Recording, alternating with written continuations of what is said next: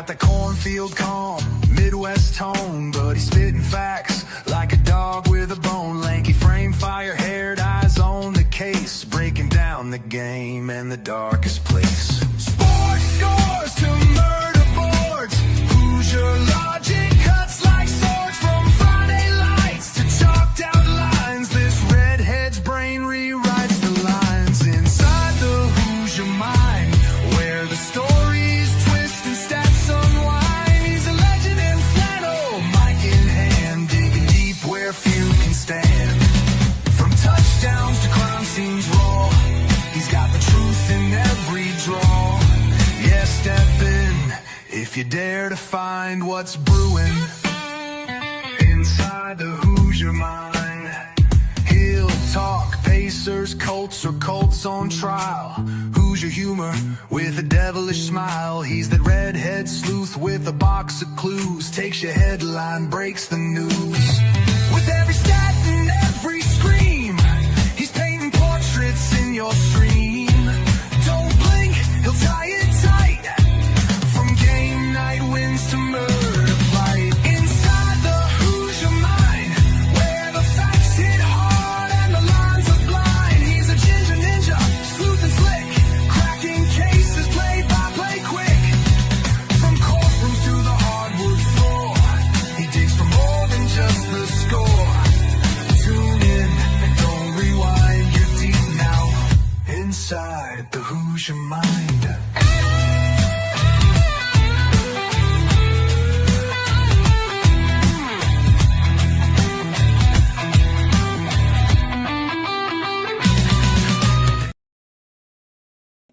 All right, what's up, everyone? Welcome into Inside the Hoosier Mind, brought to you by Military Broadcast Radio, helping give veterans a voice, as well as Gunfighter Beard Company, a Marine down in South Carolina, gets all of his ingredients local here in the U.S., ships here in the U.S. and whatnot, does absolutely great work, love his stuff, love his products. Go check him out at gunfighterbeardco.com if you want great beard care products. Now, if you don't think mine's great, I get it, but just letting you know the option is there. So we are deep into the college football and the NFL football offseason as a whole. And you can tell that because the same big story just keeps on evolving, and we keep hearing something new about once every week, once every 2 weeks, with the whole Brendan Sorsby update. And that's going to be the first thing we talk about, as well as I have episode 4 of College Football for Dummies, where I actually start going over the Power 4 conferences. We're actually going to start with the ACC, or the Atlantic Coast Conference, for this episode to start with, because I'm going to try to go in alphabetical / numerical order. And then we'll go from there. But nonetheless, though, let's dive into the whole Brendan Sorsby thing to start with. So if you haven't followed, or if you're not aware of the story as a whole, I'll give you a quick, brief synopsis of it. So basically, Brendan Sorsby is a college football athlete, started here in Indiana, went to IU University, was a redshirt freshman, didn't really get to see much playing time, transferred over to Cincinnati, was a starter there for 2 years, and then this past transfer portal actually enrolled at Texas Tech to be their starting quarterback, to which they paid him $5 million for. The bad part, he was gambling that entire time, and not only was he gambling, he was betting on football games as well as his football teams that he was on, which is a huge cardinal sin and a huge no-no in the football world because it damages the integrity of the game. Nonetheless, the beginning of about May, end of April-ish, it came out from the NCAA that, hey man, you're going to be suspended and we're not going to let you play. There's a huge uproar. He eventually found a judge that basically granted him the injunction that would have allowed him to play.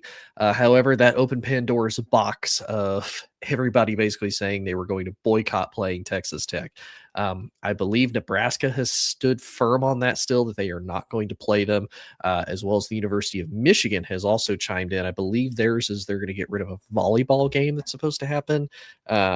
Either this season or next season, one of the two. They're supposed to eliminate that with Texas Tech. So the fallout from that is still happening, and there's really no telling how far that is going to continue to go. with the Big 12, with Texas Tech, how other conferences and leagues are going to approach Texas Tech and how that goes moving forward. But nonetheless, though, that's ultimately where we ended up. Shortly after Pandora's box was opened of his Sorsby's intent to, well, his injunction, and he was allowed to play. The NCAA immediately filed an appeal that same day and tried to get it expedited so that way they could say, no, we're gonna do everything we can to basically knock this out and put this down, put this to bed before the football season even starts. Well, it seemed like it was a mutual agreement between Texas Tech and Sorsby that he was going to go apply for the NFL Supplemental Draft. He applied 3 days before the deadline, and we just received word today that the NFL has denied his application, and they've also denied that they're even going to hold the supplemental draft this year, which would be the third year in a row that they've basically declined in hosting it and just having it all together, which they don't have to hold it. It's one of those that doesn't happen very often. It's very, very rare, and it's for very special exceptions.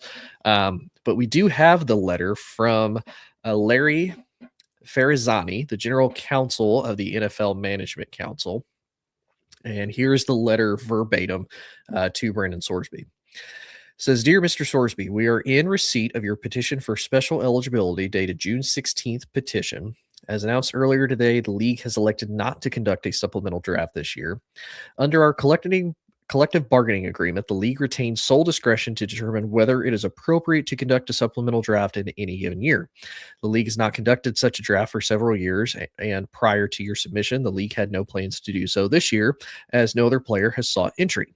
Your petition filed 3 business days before the deadline without any supporting information or any documentation, and only after abandoning your recent litigation efforts to avoid NCAA sanctions does not provide a basis for the league to alter those plans. The issues presented by your petition are too significant and too closely tied to the league's core integrity issues to permit meaningful review within the timeline presented. The sole reasons identified in your petition for seeking entry into the supplemental draft are that you have been declared ineligible by the NCAA, you have exhausted all of your avenues to continue in the NCAA, and you now want to play in the NFL. The petition provides no information regarding the basis for or timing of the NCAA's decision.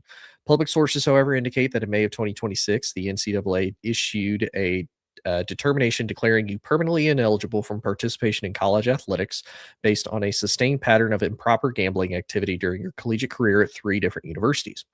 The league does not have a complete record of the NCAA's investigation, and you did not provide any such materials with your petition. Available information nonetheless indicates that over the course of your collegiate career, you knowingly engaged in repeated and significant violations of NCAA rules designed to preserve the integrity of athletic competition. Reported conduct includes placing wagers on your own team and teammates to avoid detection, establishing or funding accounts in the names of intermediaries who place bets on your behalf, and there are also reports that you may have violated state criminal law. Your petition does not address these matters, nor does it demonstrate accountability for your conduct or indicate whether or how you would adhere to the league's rules and policy governing the integrity of competition. Instead, even after receiving notices of the NCAA's decision rescinding your college eligibility in May, you sought to avoid the consequences of that determination through litigation rather than accepting responsibility for your actions, and you pursued entry into the NFL only after abandoning those efforts. As Commissioner Goodell has emphasized, participation in the NFL is a privilege that carries with it significant responsibilities, including accountability. By all accounts, you are a talented player with the potential for future success, and we encourage you to focus on preparing for possible entry into the NFL through the 2027 annual draft. Sincerely, Lawrence P. Farizani Jr. And again, he is the general counsel for the NFL Management Council. So, for anybody who wants a just really brief synopsis of that, basically the NFL said we are not holding a supplemental draft for you. You need to take accountability. You broke the rules. You did something wrong. You compromised the potential integrity of the game. You have shown basically no remorse. You continue to advocate that it wasn't your fault. You continue to advocate that you are not truly willing to try to accept responsibility, take a punishment, and learn from what you did.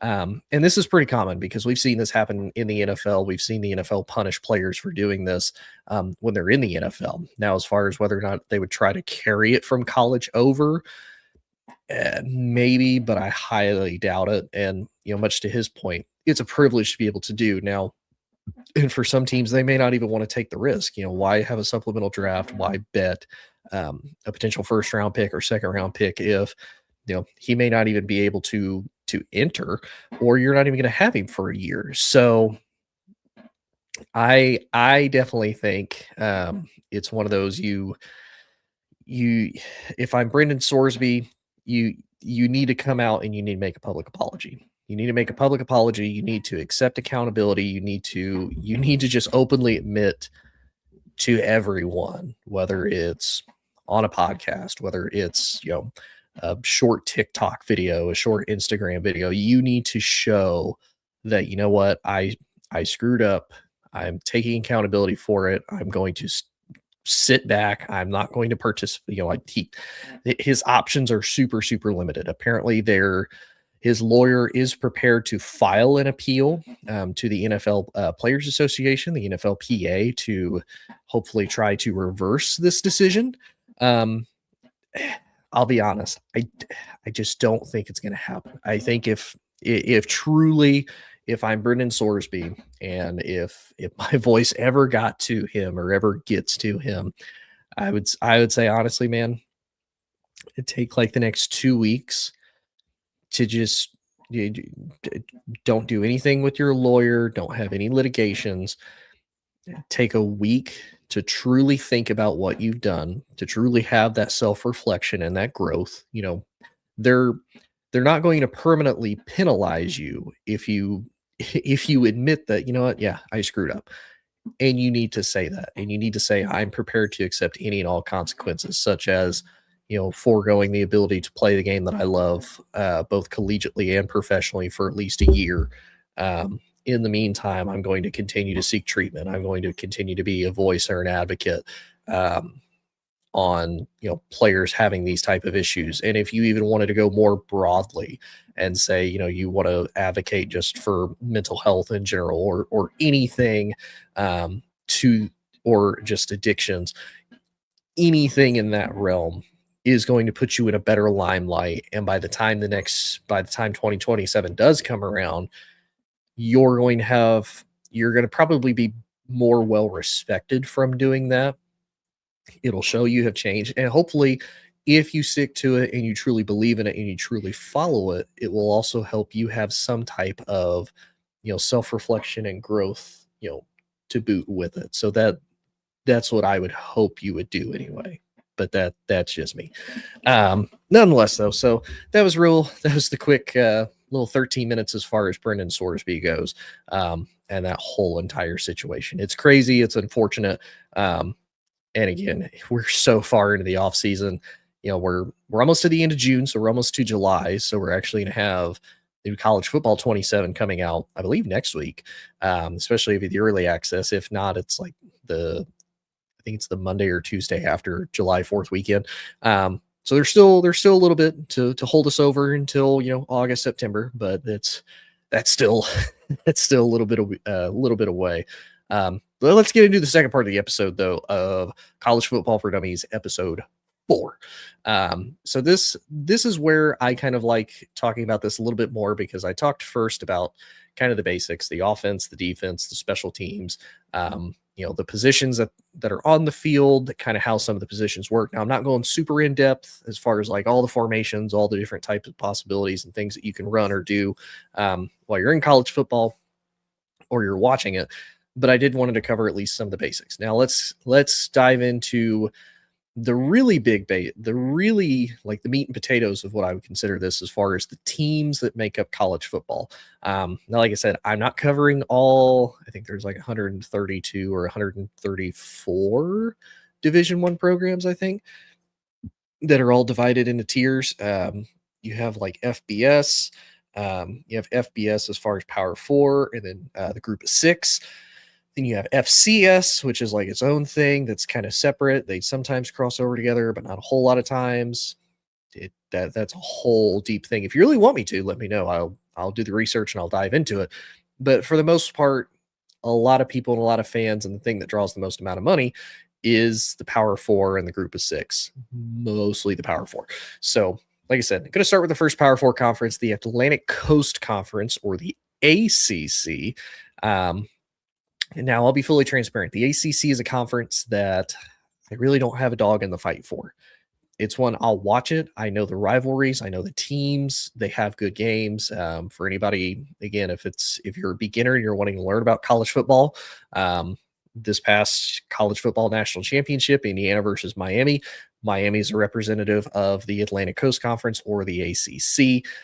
Probably one of the more well-known big brands of the ACC that made a good representation. So the Atlantic Coast Conference is a collegiate athletic conference in the United States, headquartered in Charlotte, North Carolina. They have 18 teams in their conference, and I'm trying to see. Okay, they do technically include Notre Dame in this, which is also weird because Notre Dame is technically an independent, but they play an ACC schedule. They have played in the ACC conference for 1 year during the COVID year. Before that, ultimately ended up switching. And the ACC has seen a lot of movement over the years as far as its history, as far as who they've had, who they've lost.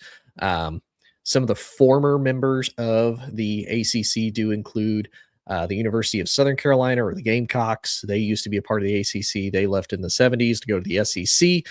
And then Maryland, who was actually a founding member, as well as South Carolina, but Maryland, being a founding member of the ACC, actually left in 2014 to join the Big Ten, which has kind of been a little bit weird to see and a little bit weird to know because, again, you hear a name like Atlantic Coast because many of these teams were all geographically based. You think, okay, Maryland's there on the East Coast, literally on the East Coast, and now they play in what was technically a Midwest conference that has now expanded coast to coast.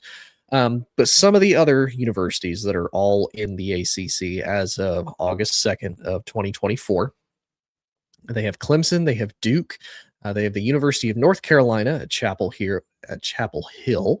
They have North Carolina State. They have Wake Forest, University of Virginia, Georgia Tech, Florida State, Miami. They have Virginia Tech. They have Boston College. They have Pitt, or the University of Pittsburgh. They have Syracuse. They do technically have Notre Dame, at least during football and whatnot.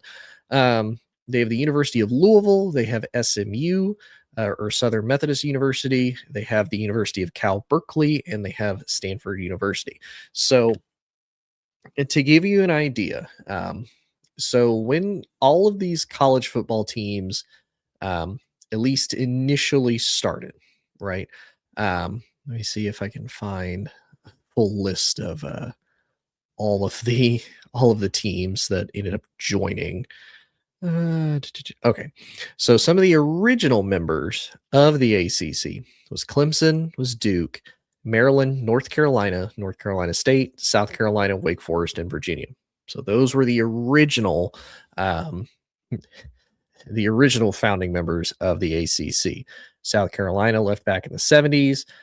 They ultimately ended up going to the SEC. Like I mentioned, Maryland ended up leaving in 2014 to go to the Big Ten. So they were a small conference. They had, 3, 6, 8? They had 8.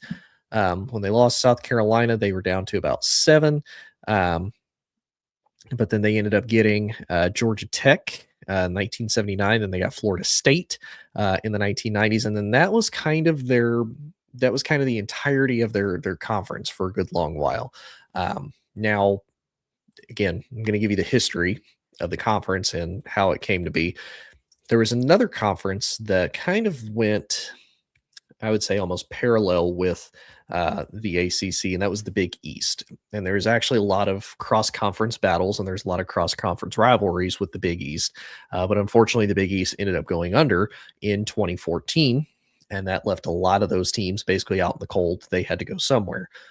Ultimately, when that happened, a lot of those teams actually ended up reaching out to the ACC and filing applications to see if they could join.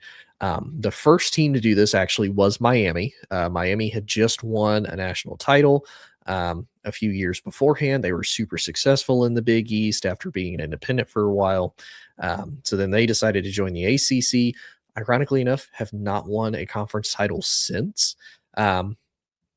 Virginia Tech ended up joining that same year. Again, they were also kind of a part of the Big East. Virginia Tech, very high up during that time in the 2004 season. Boston College, same thing. They joined in 2005. And then they didn't have any royal movement again until that 2013-2014 time span. Then they ended up actually getting Notre Dame became more of the affiliate with it, which there's a lot of back and forth as to why Notre Dame decided to do that. Apparently, they had a little bit of an issue with the Big Ten. The Big Ten kind of hurt their feelings. They weren't big fans of it, so they decided to go to the ACC, and they've kind of just stayed with that ever since. And then the ACC supposedly slighted them this past playoffs when they were fighting harder for Miami to get in over Notre Dame. So that's a whole thing for a whole nother video, but I can cover that if you really want me to. But after the Big East went down, Pitt then joined, or Pittsburgh ended up joining. Syracuse ended up joining. And then about a year later, Louisville ended up joining in 2014. And then the most recent movement that they had, SMU actually paid to join. So that way they could get Power 4 status. They could get a little bit more representation in the future, potentially a lot more money, and they've been very successful ever since. And then California and Stanford ended up joining, mainly because they didn't have anywhere else to go as the Pac-12 eventually died out. And if I do cover the group of 6, I can actually talk about the Pac-12, and I may still. We'll see. But nonetheless, before I continue on, MJ, nice to see you, ma'am. Appreciate you joining in. And then Jasper Stacy, hi, appreciate you joining in. Hope you're enjoying the show so far. So the ACC has a pretty interesting dynamic and a pretty interesting makeup. Like I said, when the Big East kind of fell, a lot of those teams still geographically made a lot of sense. Where you kind of lost me with the ACC is when they decided to add Cal and Stanford. Now, part of that is because they are still prestigious universities. Football wise, they're not making a lot of crazy moves. Now, Stanford has a history, so does Cal, of a lot of good players. Still notable players in the NFL that came from Cal. You still have Aaron Rodgers, you have Jared Goff. Marshawn Lynch was also on Cal. He was actually at Cal with Rodgers as his running back. So pretty significant people as far as Stanford goes. Obviously, Andrew Luck came from there. John Elway. You have Christian McCaffrey, who still plays for the 49ers. He was there at Stanford.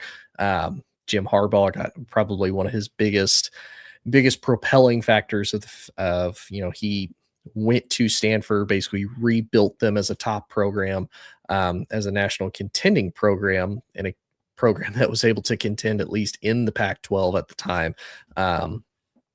Made them contenders, which ultimately got him the job at San Francisco.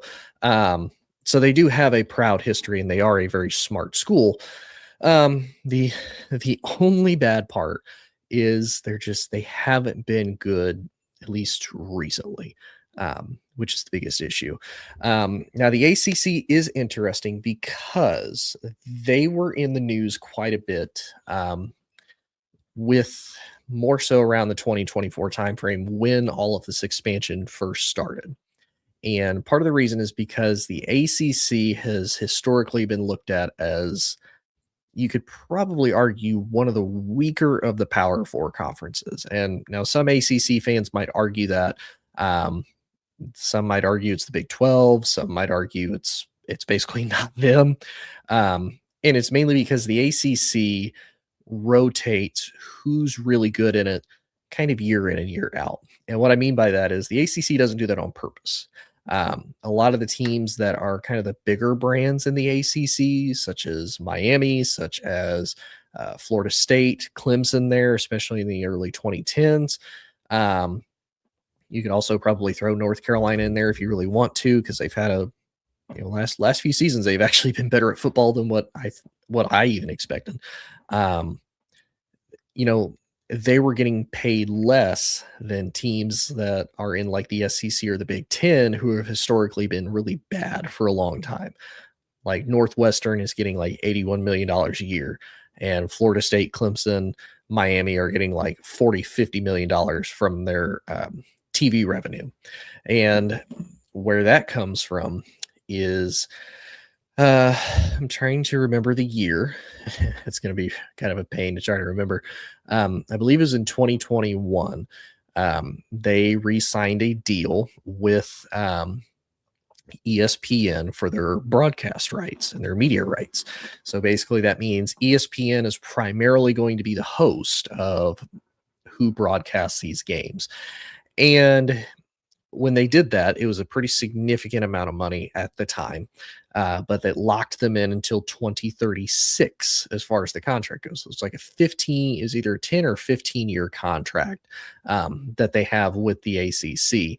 And when your teams like Florida State, Clemson, and Miami, who are all big brands, they're competitive, they want to fight for a national title, they want that $81 million to, help pay for recruiting, help put it towards NIL, help put it towards, rebuilding the stadium, help put it towards building better athletic facilities.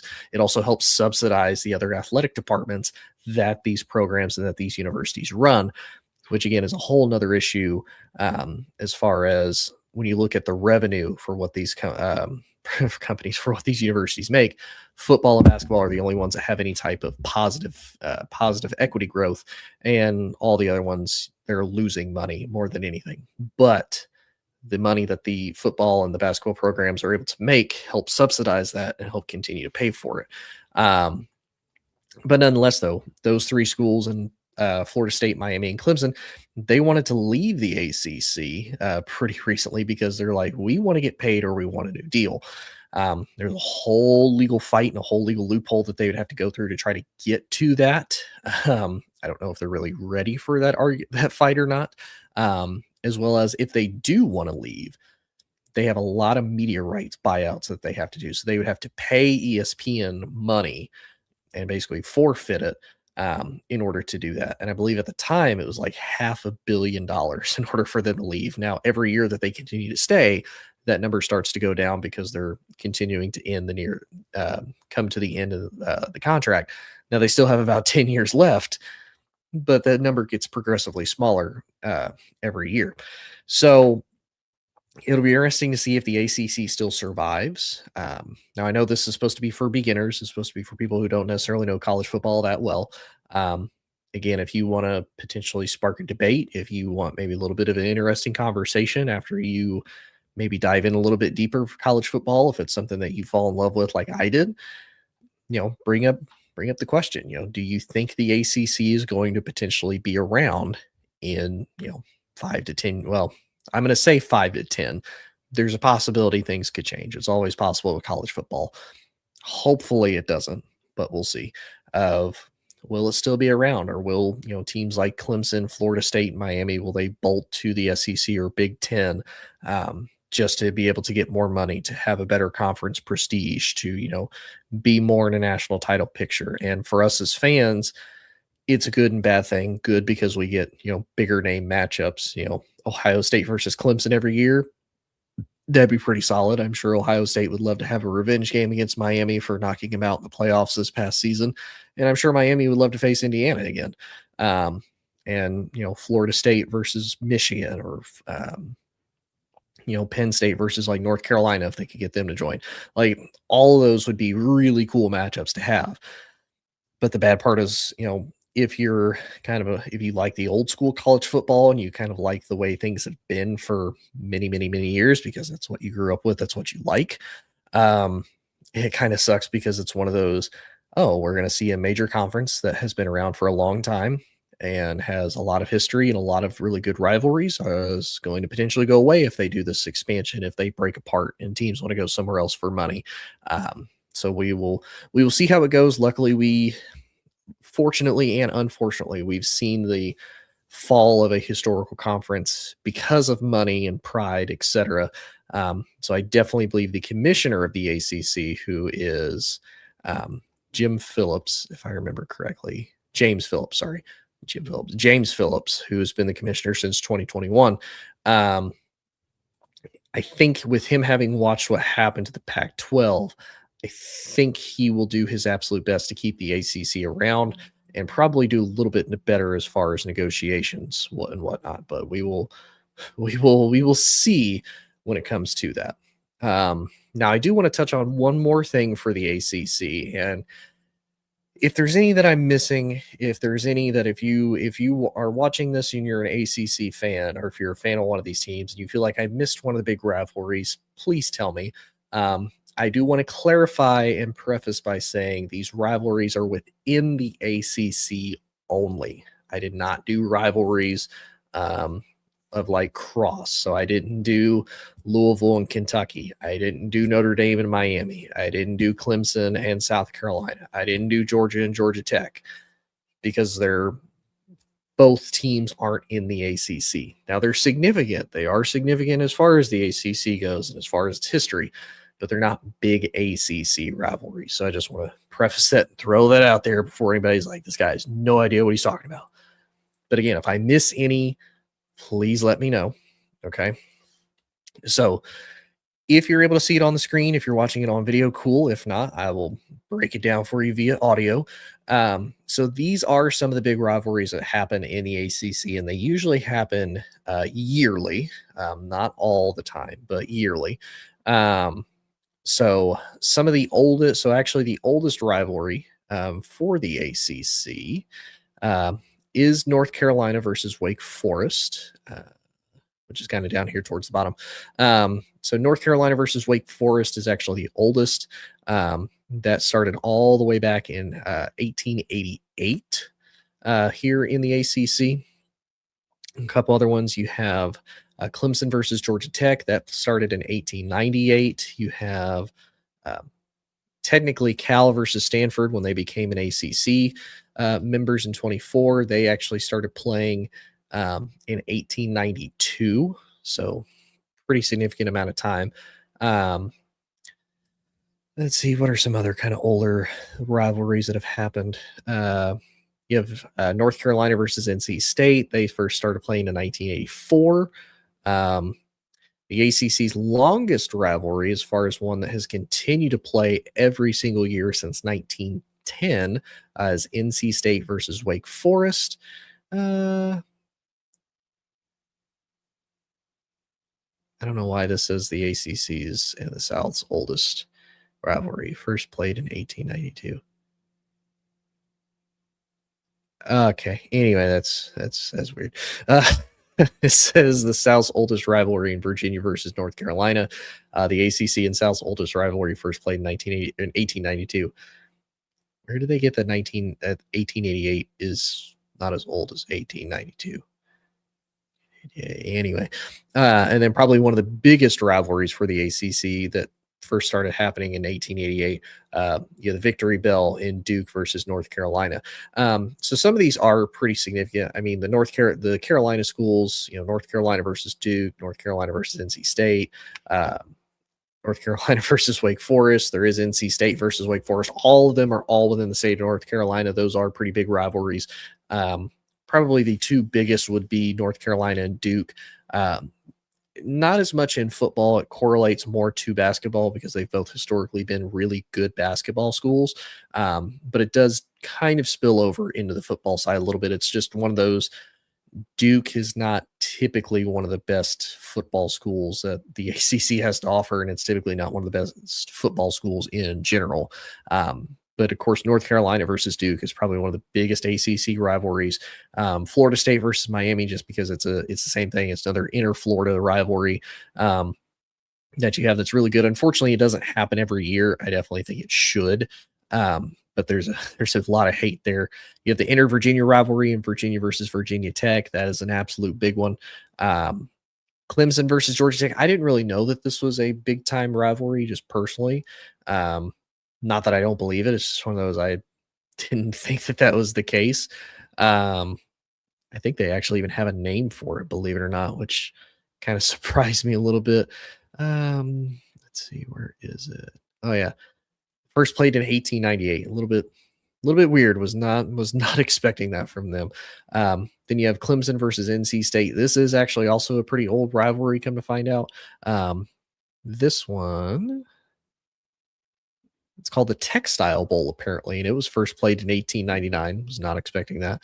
Another one that's kind of a surprise is for an O'Rourke McFadden trophy. They first played in 1940, but the trophy wasn't awarded till '08. Was Clemson versus Boston College. Again, Boston College not historically been the most competitive school, especially of late being in the ACC. Pitt versus Syracuse, that's kind of more of a Big East thing. Same with Boston College versus Syracuse. Clemson versus Florida State, kind of like I mentioned, they're the big powerhouses of the ACC, or at least historically have been. When you look at the ACC here of lately, typically it's been Clemson, Florida State, then recently of Miami. Those are usually the big three coming out of the ACC. As far as any type of playoff or national championship representation, it's usually been them. And then North Carolina is just kind of bringing up the rear. And then, of course, they came over for the Pac-12, but now in the ACC, Cal and Stanford, also kind of a big thing just because they're both towards almost the center of California. So these are some of the big ACC rivalries. Again, they're not, being somebody who I watch the ACC. I enjoy college football. These aren't exactly the rivalries that get me like super excited. And usually if I do, it's because I want both teams to be good. Like if it's Clemson versus Florida State, I want both of them to be absolutely top tier. I don't want one to be good and one to not be. So that is the history and a little bit about the ACC. Not a whole lot to go off on about that. It's only a 73-year-old conference, so not super old, but not super young. Like I said, it's one I don't really have much of a fight in because I don't watch much of it. Growing up in Big Ten country, watch a lot of Ohio State, a lot of Michigan State, Penn State. Watched a lot of that. I'm a fan of a SEC school as far as LSU, so a lot of SEC games. And then I do like the Big 12. The Big 12 is just kind of always one of those. It's been a rotation throughout the years. So the ACC is just kind of the one. And some people may hate me for this. The ACC is kind of my least favorite of the Power Four, just personally. But let me know what you think. Let me know who's your favorite rivalry as far as the ACC goes. Who do you think should have been mentioned? Did I forget somebody? Is there somebody that, I mentioned that you're like, yeah, actually, that's not as big of a rivalry as you might think it is? Let me know down below. Let me know in the comments. Appreciate everybody tuning in. It is going to be a little bit of a short episode today, but we will be back next week. I'm going to talk about the Big Ten next week and all of its history and why it's called the Big Ten, but it has 18 teams. We'll get into that a little bit more next week. But appreciate everybody watching. Please make sure you go check out Military Broadcast Radio and everything that they have. We have a team of great veterans. They get to tell their stories. They give life advice. They interview other great veterans, other great people, as far as businesses, how they kind of came up to be, their stories. And overall, MB Radio is great. It's a nonprofit. It helps veterans learn how to podcast, learn how to public speak, because I know it probably looks easy. This is just a whole lot of practice as far as, publicly speaking. And you got to remember too, you're kind of talking to yourself for the most part, unless somebody, interacts with you in a chat. So it's not exactly the most comfortable thing to basically talk to yourself and bounce ideas off of you. But that's where Military Broadcast Radio comes in. They help you with that. They coach you through it. They give you tips. They give you notes.